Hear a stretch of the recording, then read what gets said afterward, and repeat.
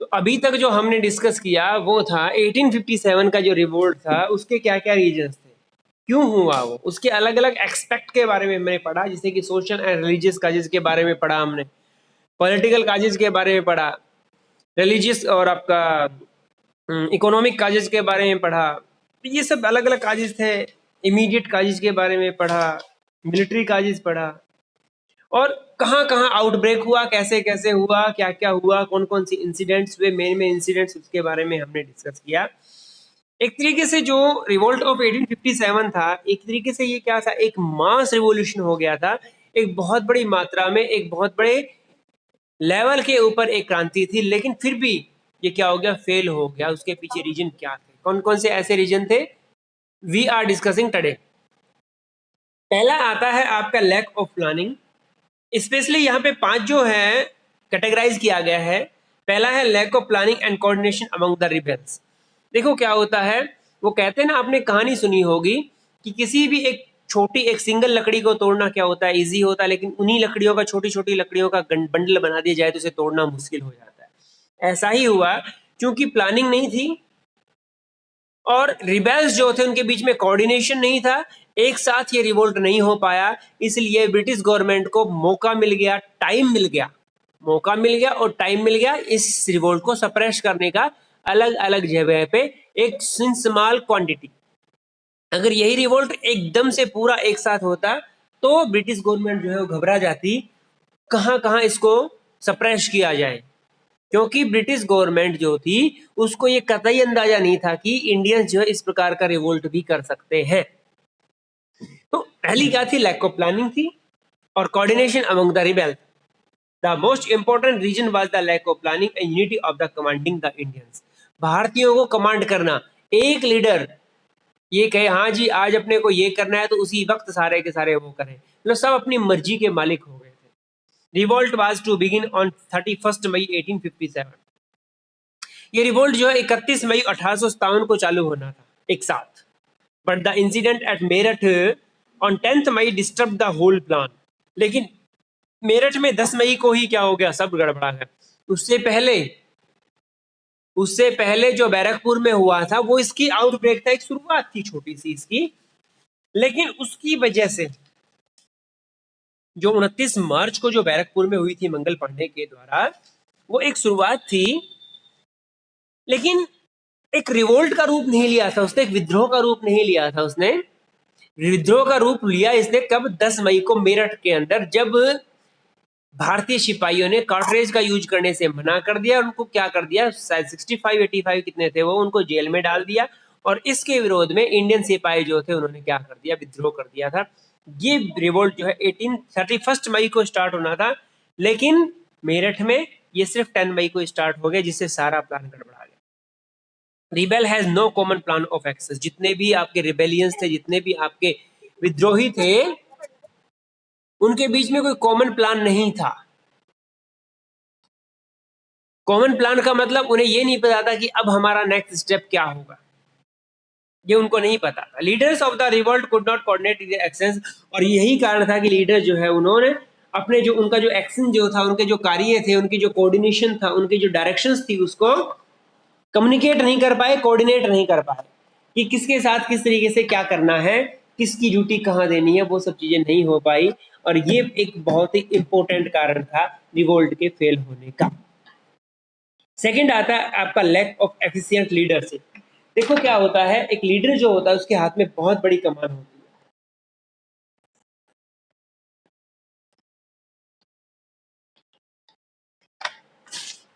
है। एक लीडर जो है वो अपने फॉलोवर्स को, अपने जो फॉलोइंग्स होते हैं, उनके फॉलोवर्स होते हैं, उनको एकजुट करके एक बहुत बड़ा इफेक्ट डाल सकता है, और ये कमी दिखी 1857 के रिवोल्ट में। Nana Saheb, Bahadur Shah, Rani Lakshmibai, Tatya Tope, Kunwar Singh were the prominent leader of the revolt.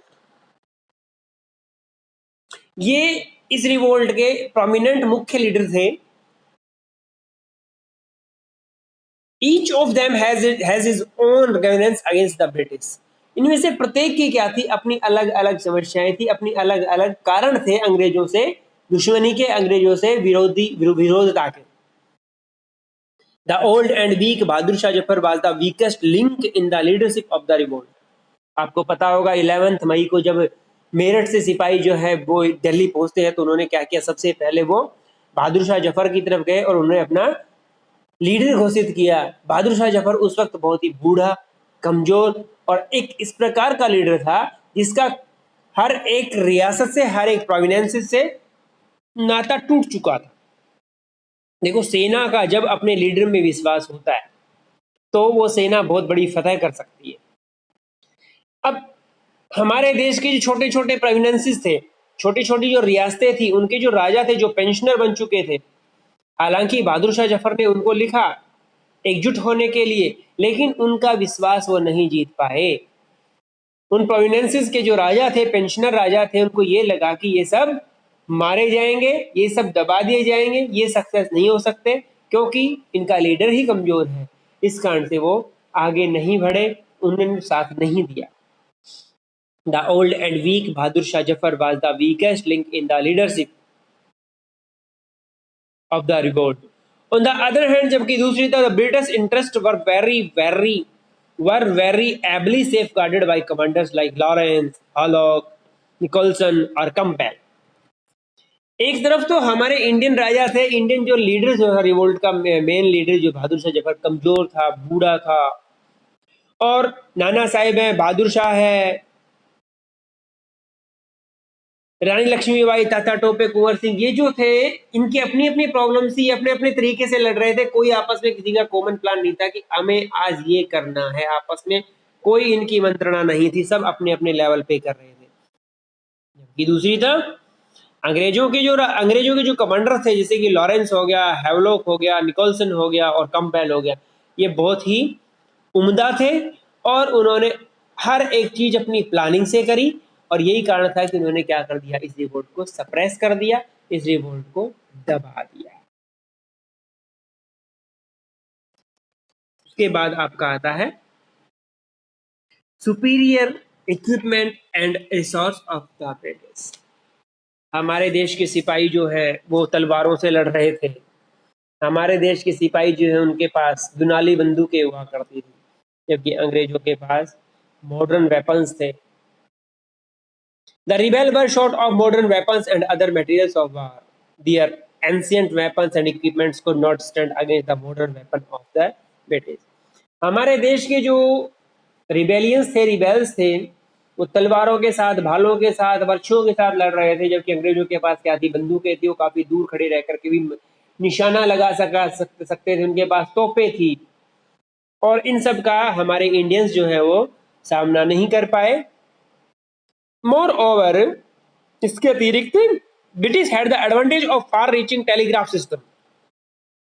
British के पास टेलीग्राफ सिस्टम भी था जिससे वो इजीली एक जगह से दूसरी जगह कम्युनिकेट कर सकते थे।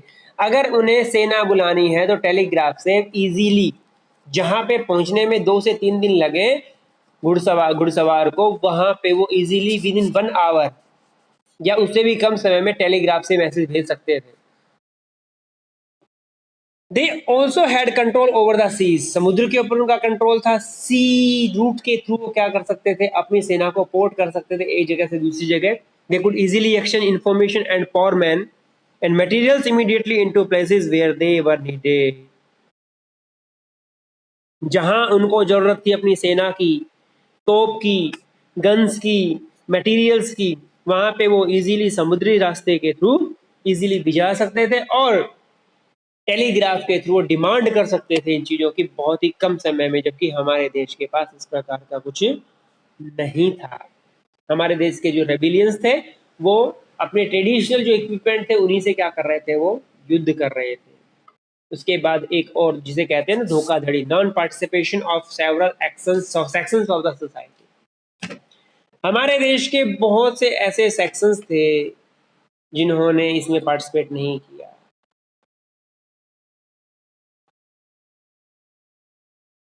The revolt remained localized and could not engulf the whole country. जब तक ये पूरे के पूरे देश में नहीं फैलता तब तक इसका सक्सेस नहीं होना था और यही कारण था कि इसे दबा दिया गया। सिर्फ लोकली फैला और वहां पे गवर्नमेंट को, ब्रिटिश गवर्नमेंट को टाइम मिल गया और मौका मिल गया उसको दबाने का। Some of the native states not only refused to join the revolt but also gave active support to the British. ये धोखाधड़ी वाली बात थी। हमारे देश के ही बहुत से ऐसे लोग थे, बहुत से ऐसे प्रोविनेंसेस थे, बहुत से ऐसे स्टेट्स थे जिन्होंने ना केवल इस रिवोल्ट को ज्वाइन करने से मना किया, बल्कि उन्होंने ब्रिटिश को सपोर्ट भी किया। Prominent among them were sir Dinkar Rao of Gwalior, Gwalior का Dinkar, sir Salar Jung Bahadur of Hyderabad, Ranas of Nepal, ruler of Jind and Kashmir and Sikh etcetera. ये कुछ ऐसे लोग थे जिन्होंने न केवल पार्टिसिपेट करने से मना कर दिया, बल्कि इन्होंने ब्रिटिश का साथ भी दिया। The revolt could not embrace all the group and society, Indian society. इस कारण से ये रिवोल्ट जो है वो पूरे के पूरे देश में नहीं फैल पाया, हर एक सेक्शन में नहीं फैल पाया, हर एक सोसाइटी में नहीं फैल पाया। ये कारण भी था कि हमारे देश में फूट पड़ी हुई थी, क्योंकि अंग्रेजों की शुरू से नीति रही है डिवाइड एंड रूल, फूट डालो राज करो, और उसमें सक्सेस भी हुए वो अंग्रेजों। आगे आगे आप पढ़ेंगे किस तरीके से उन्होंने, ब्रिटिश ने मुसलमानों को हमारे खिलाफ भड़काया, मुसलमानों को अलग किया, मुस्लिम लीग की स्थापना करवाई और पाकिस्तान बनवा दिया। इनडिसिप्लिन अमंग सोल्जर्स के बीच में अनुशासनहीनता, क्योंकि कोई कॉमन लीडर तो था नहीं जिसकी वो कमांड की पालना कर सके, तो अपनी मर्जी से कर रहे थे वो बेचारे। The poor organisation of the revolt also led to its failure.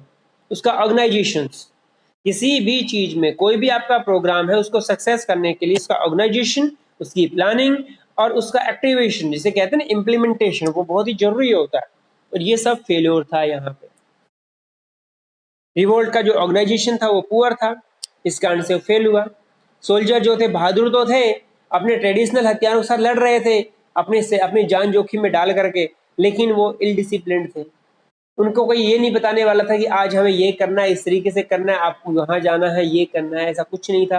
वो अपनी मर्जी से कर रहे थे, जैसा उनको अच्छा लग रहा था उस तरीके से कर रहे थे। Thus it was difficult to succeed against a well-disciplined army and experienced generals.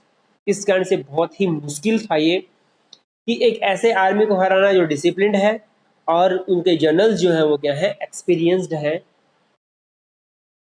उनको हराना मुश्किल था, और यही कारण था कि हम लोग हार गए। क्या क्या रिजल्ट निकले, हालांकि हमने 28 साल की क्रांति हार गए हम लोग, लेकिन इसका बहुत बड़ा इफेक्ट पड़ा। हमारे देश की जो सोशल रिलीजियस लाइफ है, इकोनॉमिक लाइफ है, पॉलिटिकल लाइफ है, उसके ऊपर बहुत बड़ा असर पड़ा, और वो असर क्या था उसके बारे में हम लोग डिस्कस करेंगे। वो असर नेगेटिव था या पॉजिटिव था उसके बारे में डिस्कस करेंगे टुमारो।